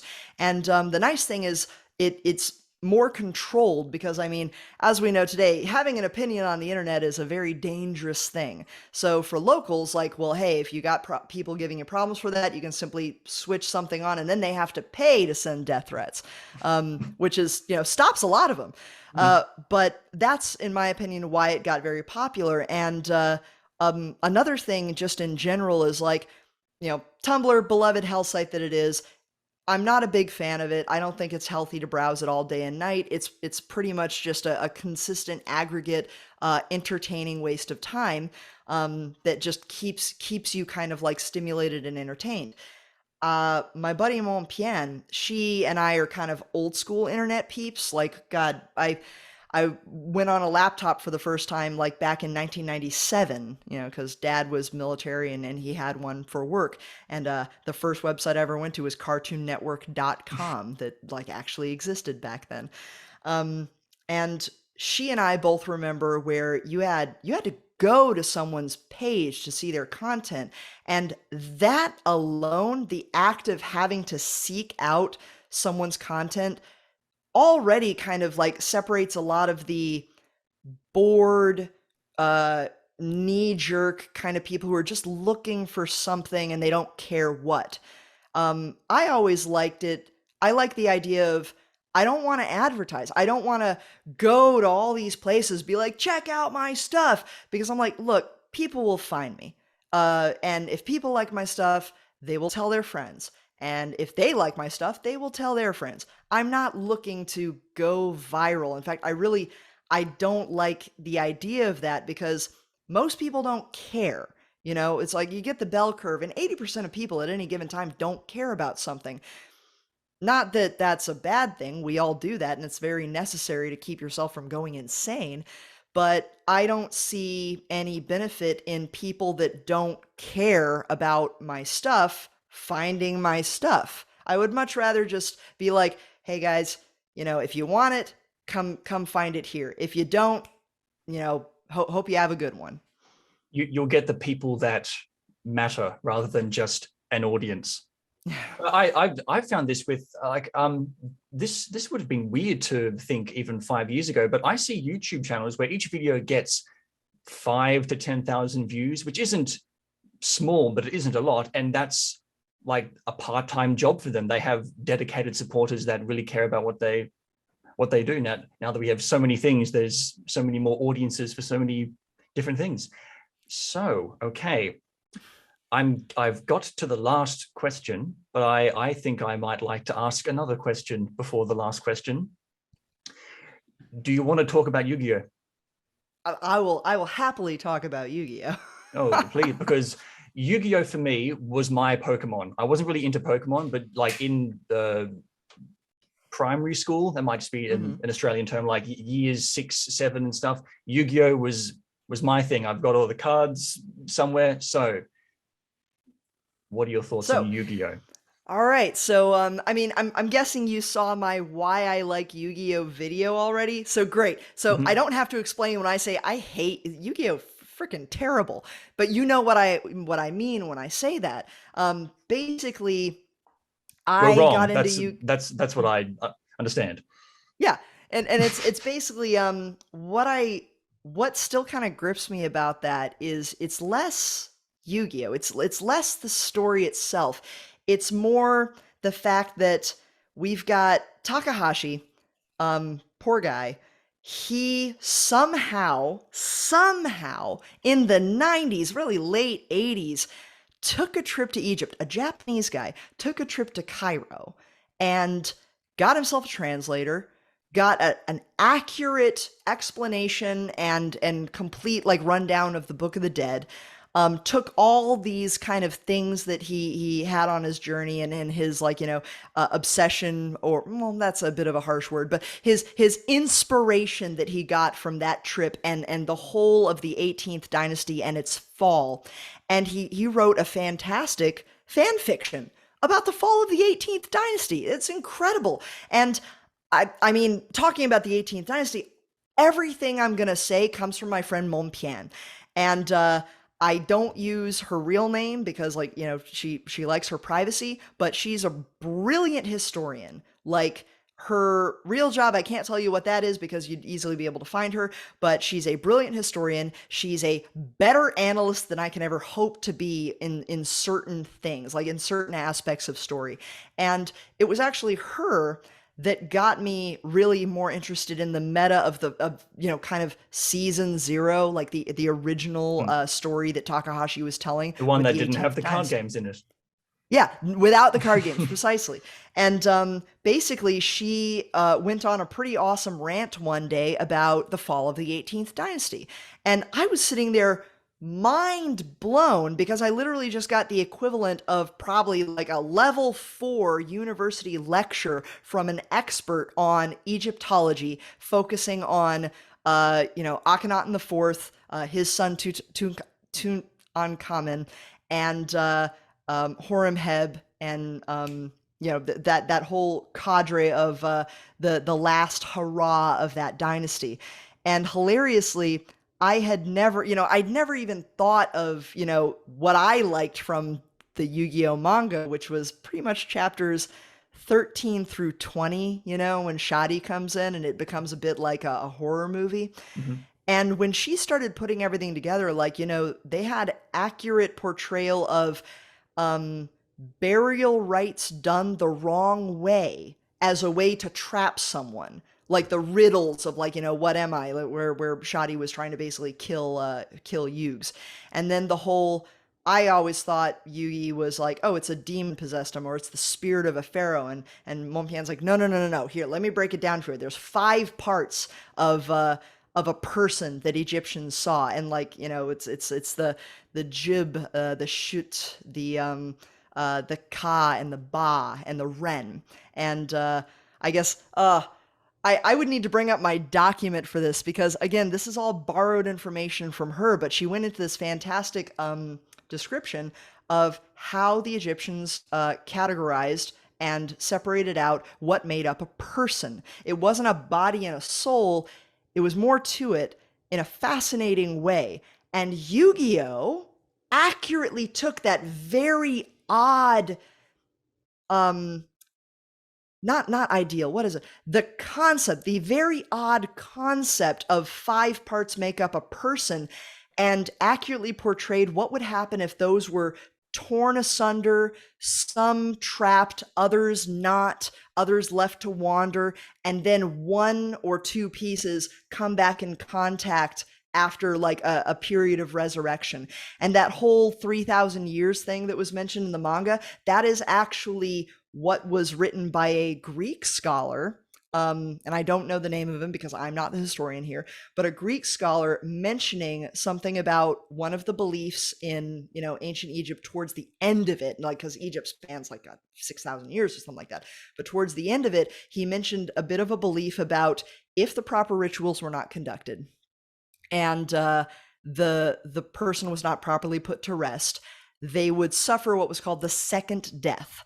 And to the Egyptians, the second death was far more terrifying than actual death because, the afterlife, and there were so many more parts to the world that they saw it. But the second death meant everything's done. You are done. There's nothing about you that continues on in this world. And that was a really horrific kind of, I guess the closest equivalent we could have is, like, it's not even hell, it's purgatory. Mm-hmm. So in Yu-Gi-Oh, we have a fan fiction about what happened when that was the case. There was a horrific incident. There was not the proper burial rites. And after a period of 3,000 years, the miracle last ditch effort that was possible only after 3,000 years was the Ka could actually kind of come back. And that was Yugi. He was this lonely kid, in school, and he was playing pop-up pirate by himself. That was pretty much, it wasn't just he was a lonely kid. That was characterized as he was a reincarnated Ka, like part of one of the 5 parts that made up a person. And there's a reason he was always lonely. And his grandfather had gotten the box, from the tomb that actually contained the Ba and the Shut, which was the shadow of the deceased pharaoh. And they reunited, but they're not a whole person.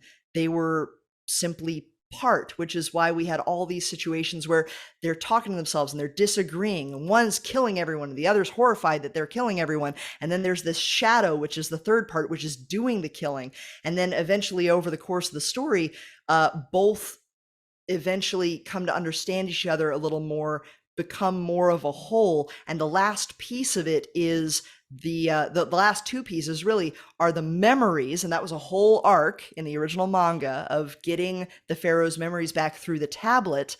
And the last piece of the five, because there's piece number four, the last piece of the five was the name Ren. And I adored that you have Takahashi, who took this crazy difficult concept. Like, I just said it all, and even I'm kind of like, I explained that like crap. That was terrible. But Takahashi wrote a fantastic story exemplifying it. You didn't need it explained. The story was very compelling, and by the end of it, you're like, well, I don't know what I just read, and there were a lot of card games, but dang it, my chest is tight, and that was awesome. And yeah, basically we had a nice long rant about that. She went into a lot of detail about the finer historical and archaeological accuracies of some of the pages, showing that he must have seen this photo that was only in the Cairo Museum around this time, and da da da da da. And I'm like, this is incredible. Not only is this a fun story, not only did this spawn a card game that is now more popular than Magic the Gathering, but it's also kind of the intrinsic forever problem of what it takes to tell a story if you're kind of bound by someone else. Because Takahashi in Japan, they're pretty strict on their mangaka over there. They gotta churn out so many pages a week, and they don't let them rest. And it's kind of like a guilt mechanism that they use rather than you will do this. It's more like, oh, look at how hard everyone else is working. And so you've got every layer of humanity, both in history, in the story being told, in the guy telling the story, in what's happening to the guy telling the story, in the historical context of what it took for someone from Japan to fly all the way to Cairo and get a translator and learn all this. And I'm just blown away by all of it.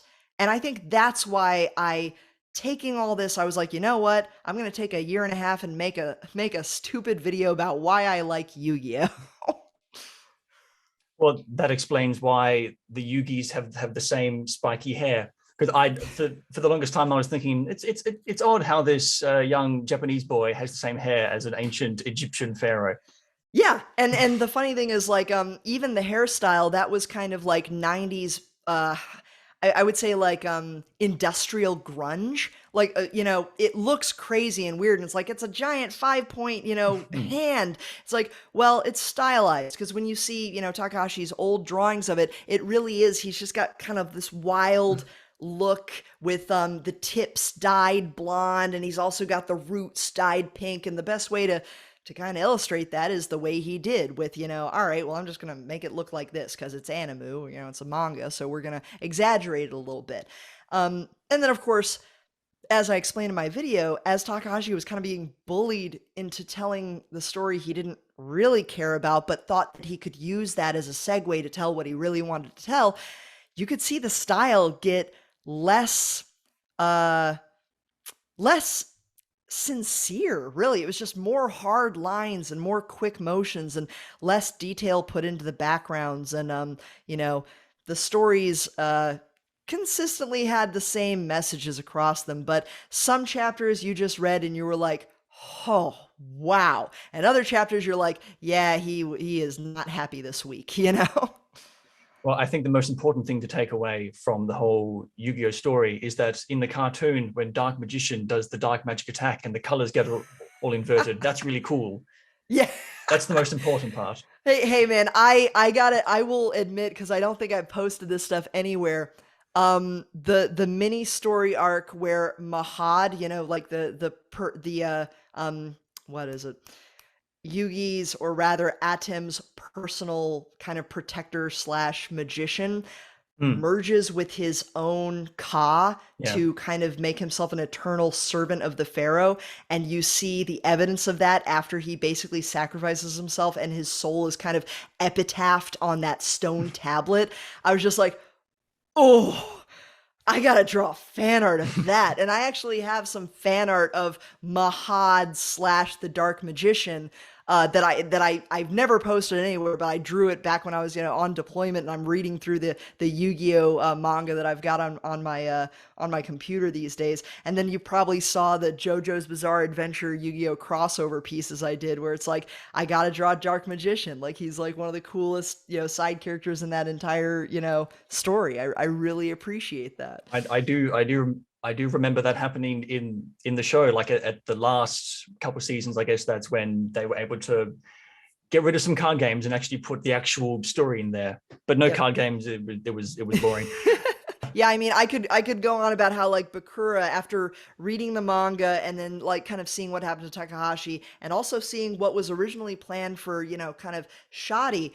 Shoddy was supposed to be the big bad. Like they were setting him up to be the servant of Pharaoh Seto Kaiba, Mm. that survived the millennia with one goal, and that's to find the Pharaoh's reincarnated Ka, so that Pharaoh Seto could settle what he couldn't back then, which was to send the Pharaoh. Because the job of a priest, because Seto was a priest in the story, and this is Takahashi being fantastic at integrating his Egyptian mythology. A priest's number one job was to properly send the dead. Literally, that is their number one, like you had one job kind of situation. And at the end of the story, what had happened was that they were not able to be properly sent. The bodies were destroyed. The souls were sundered. And I'm using souls in a very loose term here because I don't want to say ka, ba, shut, ren, jib. Like everything was sundered. Some things were locked in the Millennium Items, which are like literally the bodies of dead thieves in molten gold, so they can like actually hold people's, the parts of their spirit, And so what I saw in the disjointed things that Takahashi was able to get through, and of course, could be right, could be wrong. I don't know. I'd love to talk to Takahashi and get the answer on this. But it seemed to me that he introduced Shoddy. The end of Shoddy's arc literally had him going like, "We're gonna meet again."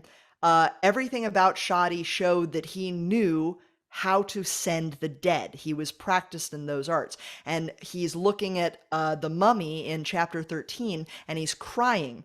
And it was this fantastic realization because Takahashi, he was looking at like, how am I going to draw this mummy? One of the only mummies that looked like that, in historical record was the mummy of Pharaoh Seti. And, Priest Seto, Mm. Pharaoh Seti, you kind of see where that's going. And I was just like, oh, how fantastic to set that up as Shoddy's introduction, looking at his master after 3,000 years of waiting.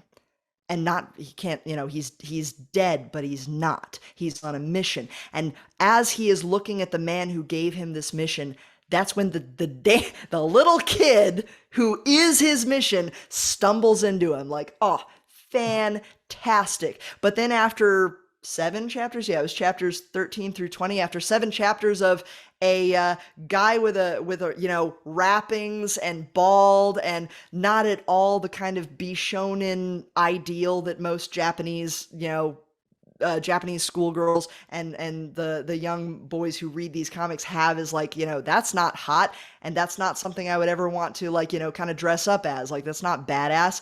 So of course Shonen Jump is like, yeah, no, he can't be your main bad guy. Drop that shit. And then he's dropped, and who comes along but white-haired, most cliched looking, like a bad guy Bakura, or rather good guy turned bad guy Bakura. So you kind of like, as you're following these kind of disjointed narratives, also fully understanding that Takahashi is being coerced into different things, you kind of see what he was trying to do. And it would have been a phenomenal story for basically Kaiba, the reincarnated spirit of the priest Set, Pharaoh Seto, to finally also come back, because Kaiba is the same as Yugi. He is the reincarnated Ka of a 3,000-year-old deity, or not deity, a 3,000-year-old person. They meet again. They hate each other for, unexplained reasons in those first couple of chapters. And we never saw Shoddy really come back in any meaningful way.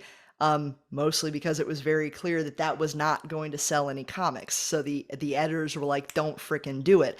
And not every person is, is Araki, like gonna be like, "Screw you, I'm gonna kill 5 dogs in the next chapter." And not every person is, Hideo Kojima, who's like, "Wait a minute, I'm friends with Guillermo del Toro. I'll go do whatever the hell I want. Screw off," Konami. So that I think that's the other thing that really makes me not so much like, again, I don't like Yu-Gi-Oh. I find the meta of that story and everything that was involved in creating it just absolutely fascinating. One day, if I ever get the chance, I would love to have a chat with Takahashi and be like, "Dude, give me the real skinny. Like, forget the non-disclosure agreements. Like, we're just talking over some scotch here. What were your original plans?" Like, I would love to have that conversation. I feel kind of bad about liking the card games now that there's this much depth to it. I was like 9. You can't blame me. No, like the secret of life is realizing if you're not embarrassed by who you were like 5 to 10 years ago, you ain't growing. So it's like, Mm, embrace that embarrassment. Be like, "Oh God, I was so dumb," because you're gonna be saying that every couple of years from now to the end of your life. mm.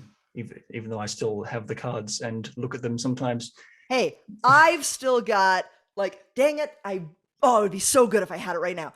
I have a Blue Eyes White Dragon and a Dark Magician card. The Mm. last time I was in Japan a couple of years ago, I was like, "You know what? Like, again, I don't care for the card game, but you cannot discount what the card game did for Takahashi. He's one of the most popular mangaka in Japan. Probably not anymore because there's a lot newer stuff out there. But at the time, like when I first went over there, 2003, I think, it was everywhere. The popularity was off the charts, and I mean, you can't crap on that. You cannot just dismiss that as something silly or stupid. There's something there that spoke to people at a level that they wanted to devote time to and that helped shape them as people. And therein is why, like, when I criticize stuff and when I say this is trash and that's trash, it's not actually saying it's trash. It's not associating the people that like that stuff with any worth. It's simply my descriptor for, my personal how I go about, like, this story is good, that story is good, this story is bad, that story is bad. It's a very quick way to 1 and 0 it. Um, and that does not mean that there's no worth to that stuff. It's very worthwhile. At every stage of everyone's life, everything that you do is worthwhile. And, if you've still got stuff from your childhood, I mean, there's a reason for it. And it'll just be, your mission in the next however long it takes to figure out why you still have that, what it means to you, what it did for you, and how it shaped you as a person, and what part of you is grateful for that, and what part of you might be resentful of that. Like, we have no idea until we really go into it. Yeah, that's a great way of putting it. And I think that's, now that I think about it, I think that's a big reason why at least I myself like not only writing stories, but also writing down, like journaling, writing down things in my life. Because even if my life sucks, at least someone can come along after I'm gone, read it, and maybe learn some kind of lesson. So you're leaving something behind, even if it's just the smallest lesson in the world to help one person. Absolutely. Like, yeah, I love, yes, some of the best things that historians love are the journals of everyday people talking about their lives. Because that, at the end of the day, that's what life is about. Life is living every day however you are going to live it, getting the most from it however you are getting the most from it, and appreciating it. All right. Are you ready for the final important question? I'd Even like to though, phone a friend. okay, well, I'd say 50-50, but we're already like 99% of the way done. Okay, you've already answered this like 10 times over, but I'm going to ask it for the first time ever. Okay, why are stories important? Stories are the intrinsic way that humans learn and pass on information. I truly believe that in its most literal sense. I mean, You can say, oh, words, books, learning, equations, all that stuff. But everything ultimately boils down to how does it fit in the narrative of your life? Because a story is not this kind of removed thing from the rest of the world. It's it's how we understand the world. Like whenever you tell a story, whenever you read a story, whenever you watch a story, you are seeing yourself in the world. And you could be seeing yourself in many characters at once. You could be seeing yourself in maybe one, or maybe you're watching something and you're like, I don't see myself in any of these characters, and you're like, what? This is a waste of my time. But stories are the way that we communicate, and it's the way we've always communicated. It's just that the medium has changed and changed and changed with the times, but ultimately it's always been stories. And yeah, that's what I'm not very good at, putting stuff into succinct stuff. I like to ramble, but that's what I would say. Do you think that it's stories that are important in that way, in that we get information from them, or do you think that if we have information on its own, it's not so fun to digest, but when we attach a story to it, it makes it better? Is it Yeah, is it the yeah, story, or is the absolutely. story just making the thing more digestible? It depends, like that's the word, right? It's like, well, better, what do you mean by better? It's like, absolutely, I think it makes it much easier to integrate into your thought process and into your long-term memory if it's more of a narrative, if you're following the cause and effect of something as it relates to things that you can identify and project onto. And with yeah, you can have, some people, they like data. Some people, like, you give them a bunch of equations and they're like, this makes much more sense. But ultimately, you're not going to, you're not going to teach a child by literally having a chalkboard in front of them and writing down like numbers, and you're not going to like just read words in an alphabetized list to assist the first like learning stages of anyone who's developing a new language. You're going to want to communicate something. Like I'm tech hilariously, I'm always reminded of this at weird times. I'm technically a linguist. I got my degree in East Asian language and literature. And my pronunciation when I was actually speaking, God, this is so weeby, speaking Japanese, because like my language I focused on was Japanese. And I studied China, Korea, Vietnam, and Japan, of course. Um, Everyone was always like, "Oh man, your pronunciation is so good." And one of the keys I told them is like, well, in my opinion, you should learn to sing some songs in the language you're trying to learn. Because if you're trying to learn a language just like, as I will learn this language, there's not a goal to that. But in a song, your goal can be a number of different things. It can be like, I enjoy this song, I would like to sing it, or I want to at least have something that I can communicate to someone who only speaks this other language. And maybe if all it is a karaoke night, on at a random bar somewhere, that's enough. But when you're learning the language through a way that is not trying to learn the language, all you're trying to do is like, I want to imitate these funny sounds that I've heard and I don't quite understand. Your brain stops worrying about if you're doing it right, and it just begins integrating. And I almost feel like stories do that with data. Well, I guess that's it. That's the end of our talk on the one story building podcast. So, Huzzah, we yeah, did it! exactly. Yeah, goodness me. So, thank you, Commander. No, Lieutenant Commander Sheffield, for coming on Well, and talking thank about stories. thank you, Mr. Cody Fulbrook. I That's I me. thoroughly enjoyed this. This was a fantastic evening chatting with someone who's a lot of fun to talk to. Hey, it was all you. I'm just a guy with ears. That's me. Nonsense. Those were some great questions. I was like, oh man, he prepared. I feel bad. All I did was stack my books over here.